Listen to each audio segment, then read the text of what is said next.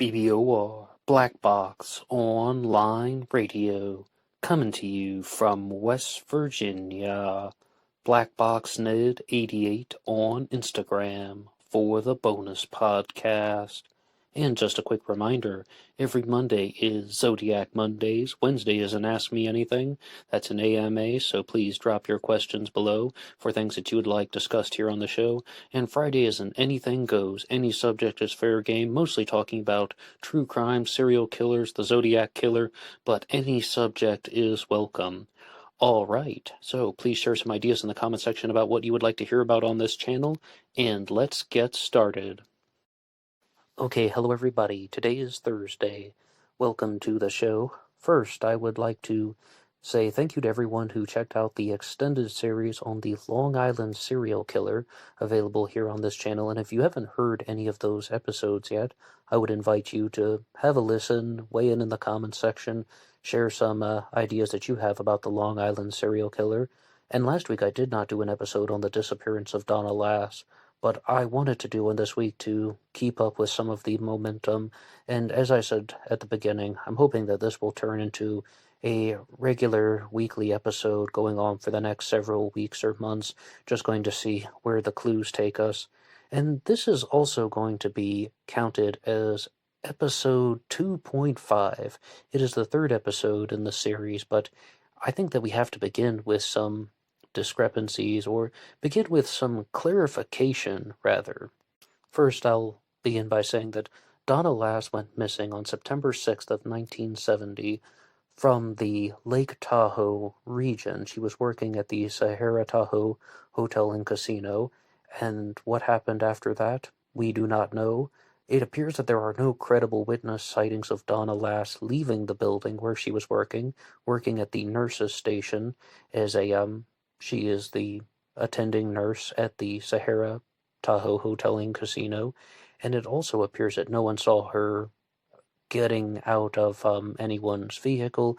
No one saw her being escorted out of the building by an individual. Not a lot of clues. But the discrepancy that we have to clarify is first, how did Donna Lass get to work? Because even though she was last seen at her place of employment, working the evening shift, night shift, it's 6 p.m. to 2 a.m. Her car was found at the Monteverde apartment complex where she lived, and it would have only been about a 3-minute drive for Donna Lass, but the car is present there, and many people on internet boards and forums are saying that they thought Donna Lass had driven home and she was abducted at the apartment complex. But there's going to be a new theory that we can explore. Okay, firstly, it really depends on the locations that we're dealing with here, because every source says that Donna Lass was living in State Line, Nevada, right? But the apartment complex is listed in South Lake Tahoe, California. And I would like to go to a comment from the last episode, and it is from Jacob Wilbers. After a 1980 U.S. Supreme Court ruling, the community of State Line, Nevada, was nominally moved east, and the California portion dissolved into South Lake Tahoe. The currently accepted interstate border is marked by the 1893 USGS Federal Survey Monuments Number 1. So it appears that the border from California, Nevada was changed in 1980 according to that Supreme Court ruling. And if that is true, then that most likely means that our walking pathway for Donna Lass that I identified in the last episode could also be correct, that it would have been a 16-minute walk from the Monteverde apartment complex to Donna Lass's place of employment. Now, I will partner this with another comment that was left from Studio Steph. Another great episode, Ned. Note that gambling and casinos weren't allowed in California, therefore one went over the state line to Nevada to gamble.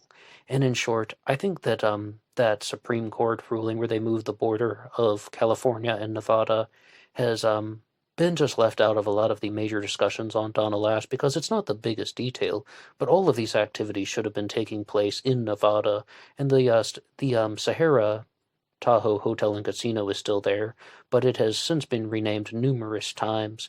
Even when I was reading the Zodiac Ciphers articles, it's referred to as the Horizon Hotel, but since the publishing of those articles, it's also been renamed the Hard Rock Hotel, and it is presently the Hard Rock Hotel at the time of these recordings. So gambling, casinos, and so on weren't allowed in California, therefore one went over the state line to Nevada to gamble. Tahoe, California was the original town. State line Nevada is up the block and built up with casinos right over the otherwise invisible Nevada border. I read that Donna Lass had a girlfriend coming up to visit for a couple days. The plan was for the friend to pick up Donna at work, and they were going to go home in her car together, likely because she had never been to her new place, and maybe because they were going to drink first. Donna walked to work that day. It actually says, therefore, Donna walked to work that day. It was the friend who drove all the way that night to meet up with her, and she wasn't there. I think the friend first alerted the police and the family. Now, I will partner that with one more comment, and this is from Pedro Fernandez, and it says, if you live in Lake Tahoe or State Line, Nevada, you don't walk places. These are heavily wooded areas. Why would a female person walk through a dark forest at 2 a.m. when she has a car at home? And I have to agree with Pedro, meaning that I don't think Donna Lass casually walked to work. I mean, she was 25 years old. She is working in a casino. She's getting off at 2 o'clock in the morning, and that's her plan, to just walk home. Let's not kid ourselves. Some people do that, male, female. They're gonna walk home from work at 2 a.m. in a heavily wooded area. Or she could have made an arrangement for this friend to have picked her up from work, or no matter what. Let's just entertain that possibility that Donna Lass walked to work using that 16-minute pathway from the Monteverde apartment complex, walking along Route 50, and she was planning on having a ride pick her up at 2 o'clock in the morning and driving her back to the Monteverde apartment complex. But she never left work. And this is another big dispute that people have. When was the last entry in her logbook? And no matter what, I've been looking for a photo of that logbook that Donna Lass had been writing in, and I don't seem to be able to find the exact copy. But I would also just want to bring another point of clarity. As far as this friend goes, we're going to talk a lot about her today. Her name is Joanne Getchie. She is the friend who was supposed to have met Donna Lass. The sources generally say that she was coming to spend Labor Day with Donna Lass. However, Donna Lass would have gone to work on September 5th of 1970. That was a Saturday. And then this goes into September 6th. In the early AM hours, like 1:50 in the morning, would be on September 6th, when Donna Lass was allegedly abducted. And then September 7th was Labor Day. That's why I said entertain the possibility that she had made previous arrangements for somebody to drive her from the Sahara Hotel and Casino back to her apartment complex.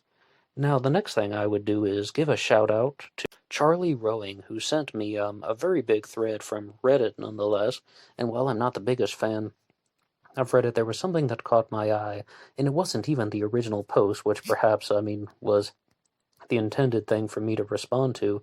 Instead, I saw something that had been written by Mike Morford about the disappearance of Donna Lass, and it was only published 9 days prior to this recording. Now, Mike Morford and I disagree on nearly everything. We have perhaps very intense disagreements. We've exchanged, several messages, we've corresponded together, and I certainly have no problem with him. Even though about the Zodiac killer, Morph and I will not see eye to eye on everything. But, however, interjecting conjunction of your preferred choice, I think that he may be completely onto something with the disappearance of Donna Lass. Let's read Morph's post. One thing I feel confident in is that Donna knew the person that called into her work and landlord, and he likely knew Donna. A complete stranger who abducted Donna Lass somewhere on her route between home and work would have zero need to call anyone. He could have taken her wherever he wanted to and done whatever he wanted, and then he could have planned it all and not have to have been connected to her in any way. However, someone needing to buy time for himself or for Donna to keep away potential snoopers or people wondering where Donna was might certainly call her work and landlord. He either had this info already from knowing Donna, or she gave it to him willingly or unwillingly. The calls put him at some kind of risk, and I cannot imagine any reason why he would do that other than buying time. Time to do what? I don't know. Time to come up with a plan, time to clean up a crime scene, time to get Donna away from the area. I highly doubt the theory that Donna went away on her own to start a new life, but you never know what someone is going through or feeling. Just a theory, but I suspect she was seeing someone, possibly someone unknown to the police, and that person played a role. The day she went missing, it's reported that she walked to work. Well, I mean, it's not even reported, it's heavily disputed. I mean, I'm noticing all kinds of different things. In some sources, it says she walked to work, and other sources, it says that they theorize that she was abducted, leaving her car from the apartment complex. And I'll say something about that in this episode. And it's about a 15-minute walk. Hey, spot on for Morph. I mean, I estimate 16 minutes. He says 15. No, another thing that's spot on here. That would mean she would have had to have walked home at 2 a.m. all by herself. So, I think that Morph and I are definitely going down a similar pathway, but it says, this leads me to wonder, how do we know with certainty that she walked to work and was not dropped off, or that she was not picked up after her shift? We don't know that. There are no one has ever provided any witness sighting of Donna Lass leaving the Sahara Casino. And Morph continues by saying, I also can't help wonder if her case is connected to that of Dr. Charles Hollingsworth, who vanished 6 weeks later from the same area. Two missing persons cases that are relatively quiet in a relatively quiet area in such a short period of time, in where neither of their remains are ever recovered. Both are in the medical field, by the way. Yes, Donna Lass, of course, being a nurse, and Dr. Charles Hollingsworth being a doctor. Seems too coincidental. His office and her new apartment building were about 3 miles apart from each other. Just feels like some connection there. While I'm not familiar with the disappearance of Dr. Charles Hollingsworth, about Donna Lass, I think that Morph really might be zeroing in on something, that Donna Lass knew her attacker. And the only other thing that I would propose is that maybe in some way there could be this alternative possibility that it was somebody who was stalking her a little bit, familiar with her schedule, but you would think that he would have had some previous interactions with Donna Lass at that point. And right now I would like to cite the website Ciphers 52. It's one that I haven't used before, but there was a lot of reporting on the disappearance of Donna Lass, except there was also a theory that had been placed in there about being abducted, and that was that Donna Lass is a nurse. She is last seen at the nurse's station. What if somebody approaches the nurse's station and says, hey, we have an emergency. You have to come quick to the parking lot. And he is just like hurrying her out of the building and then just practically shoves her in the car pretty much and then just drives off. And he abducts her at that point. Maybe even outside in the parking lot, he draws a gun, tells her not to scream or I'll kill you. And that is how he got Donna out without anybody seeing her. She just quickly exited. Now, what does this have to do with familiarity? Well, that person would have known Donna's schedule. I mean, so many people have been talking about this. How odd is it that she went missing 10 minutes before her shift was supposed to end, getting a ride home or not, like no matter how she got to work? How odd is it that she went missing? Because 1:50 in the morning, I mean, how does this unknown abductor know that she's about to get off work? Is it just a coincidence? Maybe, but she could have been abducted at 11:50 p.m. at night. It's still dark out. She could have been abducted at 12:45 at night.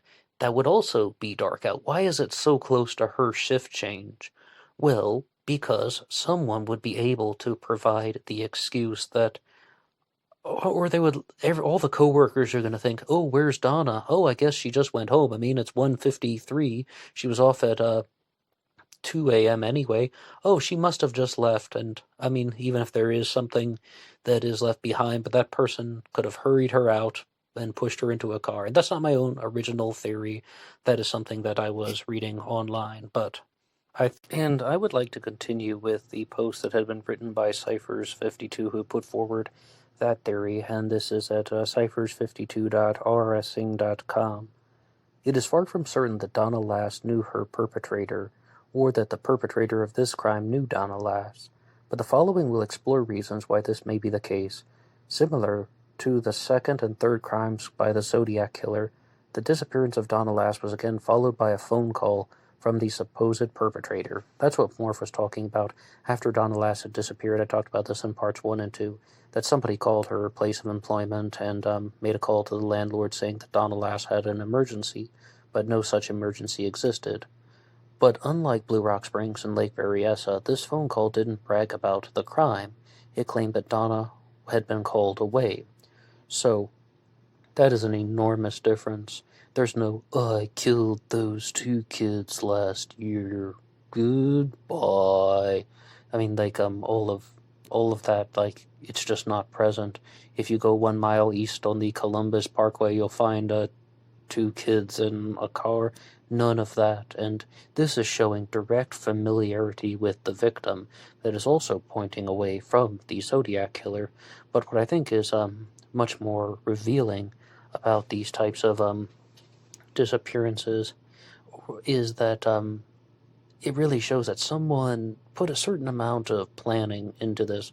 I don't think that it was a spur-of-the-moment decision. I mean, I'm just guessing at this point. I certainly do not have answers that I'm holding back. But it seems like somebody was familiar with Donna's routine. Maybe they had been observing her for a while.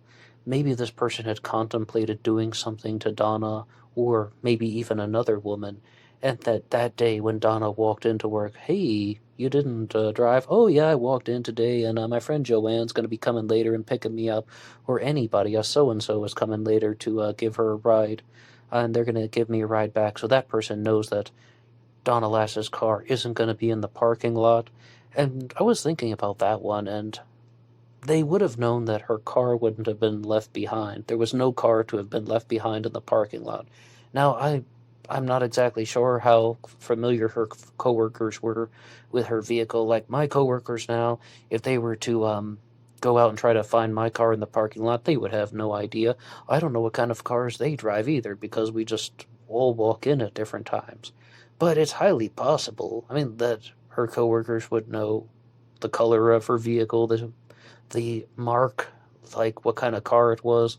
This person either got extremely lucky, or what I think was the simpler alternative, they had been observing Donna all day, and they knew that they were going to do a predatory decision and abduct Donna near the end of her shift, and then it would just be like, oh, I guess Donna went home. But let's keep going with the post here from Cyphers52. The caller was seemingly trying to give the impression that nothing sinister had happened, suggesting the act of the phone call was simply to buy time. He is in agreement with Morph then, or, I mean, this person is, I don't know if it's a man or a woman. If the abductor was affording himself some extra breathing space, then the real possibility was that he was a local to the area or known to Donna Lass. Yeah, I think that it suggests that he is known to Donna Lass much more so than being a local in the area. There's a big thing to say about being a local in the area that I'll do later on, but I would just like to continue here a little bit. And he needed some time to dispose of her body, or possibly needed time to remove incriminating evidence from his home or vehicle before the police came knocking. This may have suggested that he was responsible and that he moved in the circle of Donna Lass, such as a friend or a work colleague, who are inevitably the first people questioned in most police investigations. Now, about the location of all of Donna's belongings, as well as what happened to Donna herself. Now, there's an article at ZodiacCiphers.com that talks about how the Zodiac killer could have had familiarity with this, and that, or familiarity with the region, I think is a better way of describing it, and that the name Donna Lass is quite similar to Donner Pass, and I don't want to get into too much of that, because I thought what was more valuable is when Richard Grinnell provided some maps of the area in Lake Tahoe, and I'm just pulling up one right now that shows that something that I kind of stumbled upon accidentally. I'm just looking at some distances from the Hard Rock Hotel and Casino, which was formerly known as the Sahara Tahoe Hotel and Casino where Donna Lass worked, to Donner Pass. It is 1 hour and 36 minutes by car. If you would like to use Route 89 going through the California side, to go through the Nevada side, which is using a different road, using I-80 and then on to California 267, as well as Nevada 28. That was the other big one that I meant to say. That'll take you 1 hour and 27 minutes to get to Donner Pass. But the thing that I noticed was nothing but forest is around there. You have Tahoe National Forest, as well as one to the south, Stanislaus National Forest. Mountains, forests, rural areas. There are numerous places where somebody could have disposed of Donna Lass's body, and it's perhaps, maybe it is true that Morph and Cyphers52 have pointed out that this person called in saying that there was that false family emergency because he had evidence from Donna in his car. He wanted to go over the car again. He had evidence from Donna Lass somewhere in his home. She was abducted from the Sahara Tahoe Hotel and Casino, driven to a different location. Something happened to her. I can't even begin to speculate on what she could have experienced because Donna Lass is still a missing person. And then after that, who can really say? I mean, we really do not know, and I don't even want to talk about some gory murder description if we don't even know if that's true or not. But what it does seem like is she was abducted from the Sahara Tahoe Hotel. Now, I would like to go to a different article that was published in the Argus Leader. That's a paper from Sioux Falls, South Dakota. Donna Lass was originally from that area, and it's called Local Woman Continues Hunt for Her Sister. A Sioux Falls resident, Mrs. Mary Pilker of Grange Avenue, continues the nationwide search for her sister, Donna Lass, age 25, who has been missing for 5 weeks. Miss Lass, formerly of Beresford, I hope I'm pronouncing that correctly, Beresford, had been working at the time of her disappearance at about 2 a.m. Sunday, September 6th, as a registered nurse in the first aid room of the Sahara Tahoe, a resort located near Lake Tahoe, Nevada. Miss Lass had been employed since last June. Joanne Getchie, a friend who shared an apartment with Miss Lass in San Francisco and worked in the same ward with her at Letterman Hospital, said in an interview with the San Francisco Chronicle that she stated her friend described her plans for the upcoming winter during a telephone conversation on September 3rd. She was invited to the Lake Tahoe area to spend Labor Day with Miss Lass at the newly rented apartment. That would, of course, be the Monteverdi Apartments. Not knowing the address, Miss Getchie, upon arrival, checked into the Sahara Tahoe and waited for her friend to contact her, but she never contacted, so she returned to San Francisco without seeing Donna Lass. As the absentee lengthened, hotel officials reportedly contacted the South Lake Tahoe police, who checked the girl's apartment and found everything intact. Even her 1968 car was parked and locked in the parking lot near her home. News of the girl's disappearance did not reach her mother at Beresford until September 18th. Wow, I mean, that's like an entire 12 days. I mean, really, it's about 11 days because she was, but they weren't completely sure that she was missing on the first one. But that is quite shocking. Mrs. Pilker, that's the sister, described Donna as 5 feet 4 inches tall, 135 pounds, blue eyes with brown and blonde frosted hair. Anybody having any knowledge of the girl's whereabouts will, of course, to contact the authorities, but that article was from 1970. So this also suggests that she has a scheduled plan to go with a friend. Maybe she wasn't even going to go home that night. I mean, reading that article, and that was posted on newspapers.com from the Argus Leader in South Dakota. Maybe she wasn't even going to go home that night. Maybe she was just going to spend that night of September 6th at the Sahara Tahoe in Joanne's room, or maybe they were going to drive back together, and that's imagine just, driving hours in the car, you're going to see your friend, they don't show up, and you're just like, what's going on? And then you find out that your friend has disappeared and is never seen from again. Sounds like really quite shocking, and I don't think anybody could anticipate something like that properly. But because I was just on newspapers.com right now, I was reminded of a different article that they had posted, and they actually had one from the San Francisco Examiner in 1971 that says, Zodiac Killer card hints slaying in Sierra. A homemade picture postcard has been received from a writer claiming to be the Zodiac Killer and implying through a cryptic, paste-up printed message that his 12th victim is buried under the snow somewhere in the Sierra. The crude communication led to speculation that the mystery victim may have been Donna Lass. Aha, but that card doesn't say anything about Donna Lass. It's not until the other card that comes in 1971 actually states that the name's Saint Donna. But as we said before, that might not even mean Donna Lass. It doesn't say Donna Lass. It says Donna. That could be referring to Donner Pass. Donna Lass was a pretty nurse who was last seen September 6th as she left the Sahara Hotel and Casino in State Line, Nevada, where she worked. Unconvinced. We're not convinced the writer of the card was the Zodiac, but there is a strong possibility, said San Francisco Homicide Inspector William Armstrong last night. He said that his partner, Dave Tosky, who has been assigned to the Zodiac case since the killer struck here, has been deluged, it's a little bit blurry there, with letters by people claiming to be the Zodiac. None of us, of course, checked out. And we've had many letters and oddballs of people who try to copy the Zodiac writing style. The address on the side of the 5-cent postcard had the word Zodiac hand-printed in the corner.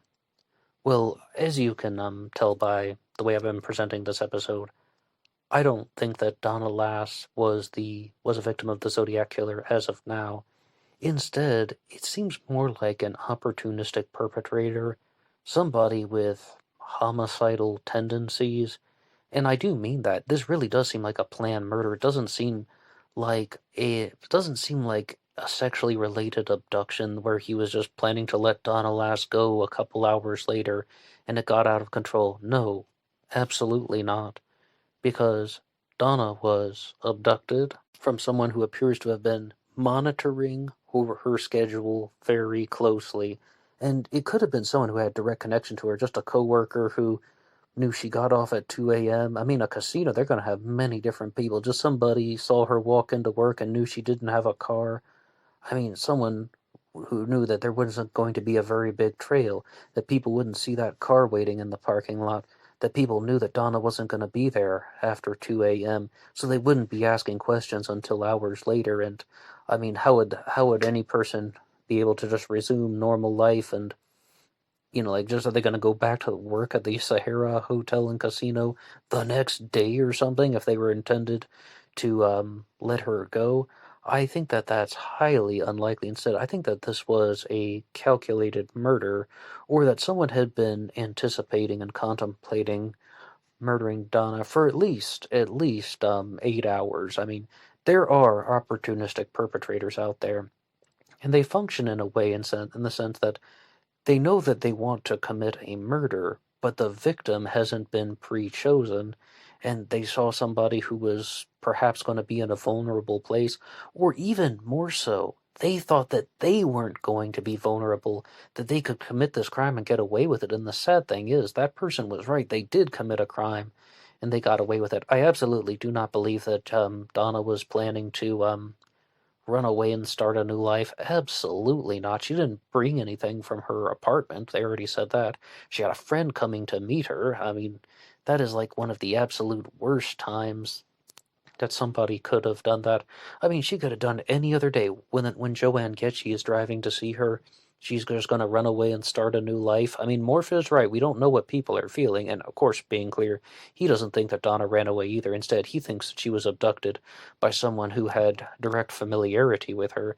And I think that's the best way to put it. Whether it's someone who knew her very well, a coworker, a friend, a companion, someone who came to the casino regularly, or it's someone who had been there just a little while and was closely observing her and knew that she was going to be in a vulnerable place at 2 a.m., or really it's 1:50 a.m. I mean, it may have happened just the way Cyphers 52 laid it out, that Donna was at the nurse's station about to write something into her logbook. Somebody comes over, hey, you gotta come, there's an emergency. Because she's a nurse, she just has to respond to it. And then that person used that as the opportunity to abduct her, and then she was murdered, and her body was disposed of in one of the wooded areas and surrounding Lake Tahoe. I mean, it only takes an hour and a half to get about 180 degrees, really more like 200 degrees around Lake Tahoe, probably 2 hours to completely circumnavigate that lake area, all of those rural areas like the forest, the mountains, numerous places where her body could have been disposed of, and that is something that I'm leaning toward right now, but I'm always open to new evidence. And I also just had to share something a little bit more personal, and that is that people are thinking about these types of ideas very frequently. By ideas, I mean abduction or finding women in vulnerable places. I have a new boss at work. Of course, I have a day job, and my new boss is 24. I'm 33, so she's a lot younger than me. And we were just talking, trying to get to, know each other a little bit more. And she told me this story of how she bought a coffee mug for her father as a gift from eBay, and when she received it in the mail, the coffee mug was broken. And then she said she contacted the guy who sold it to her on eBay, and he said, "Oh, well, where are you? If you like, we can meet up in person, and I can give it to you face to face." And I was like, what? Maybe it's just because I watch too many true crime programs and listen to too many true crime podcasts. But I was like, I think that guy wants a little bit more than just to give you a coffee mug. And she's like, "Oh, no, he's just being polite." Yeah, sure. When he sees a username like JesseBabe779, yeah, I'm sure he's just not thinking about that at all, and just like, and I'm not saying that guy who's selling broken coffee mugs on eBay is trying to abduct her, but was he trying to get close to her for sexual relations? Almost certainly. I mean, that was just my first instinct, and the fact that she is just downplaying it so much and feels so non-threatened by that is like, people have this on their brain very frequently. They're just opportunistic about things, and that might just be a desperate attempt at dating. And he's like, "Oh yeah, let's meet up face to face, and then I'm gonna give her a nice coffee mug, and then she's gonna think I'm a great guy, and then she's just gonna fall in love with me, and I'm gonna have control over her for the rest of her life." That's probably what this coffee mug seller is doing. So point is that people are in that mode of just trying to lure people to vulnerable places very frequently. And the difference is, though, the person who abducted Donna probably created something a little bit less intricate. It was probably a simpler operation of just getting her to leave the building a little bit early when she was not necessarily going to be well, her friends and coworkers would have not expected her to be there at 2 a.m., but instead of waiting for her to leave at 2 a.m., he probably knew that she had a ride coming or that she had somebody to meet. There could have been somebody out there waiting, so he does it before 2 a.m., and also that he could have created something that seemed very innocent, that there's an emergency and you're the nurse and we need your help. And she probably just went along with it without thinking twice about it, the same way that my new boss is not thinking twice about this person who's trying to lure her to some strange area to give her a coffee mug.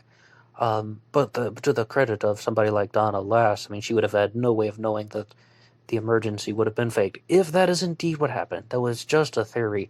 But the sort of thesis statement to this episode is, that seems like a very plausible theory. And there might be new information that we will learn throughout this series that might alter the course of my opinion. But number one, it seems like the walking path that we've identified for Donna Lass is correct. That's one way that could have brought her to work. She walks into the Sahara Tahoe on foot. She does her shift until 1:50 in the morning. She has her friend Joanne Getchie coming to see her. But they never meet up. There's no sign of her. Her last entry in the nurse's book is somewhere between 1:45 to 1:50 p.m. I'm really going to need a copy of that before I can truly say, because every source says something different.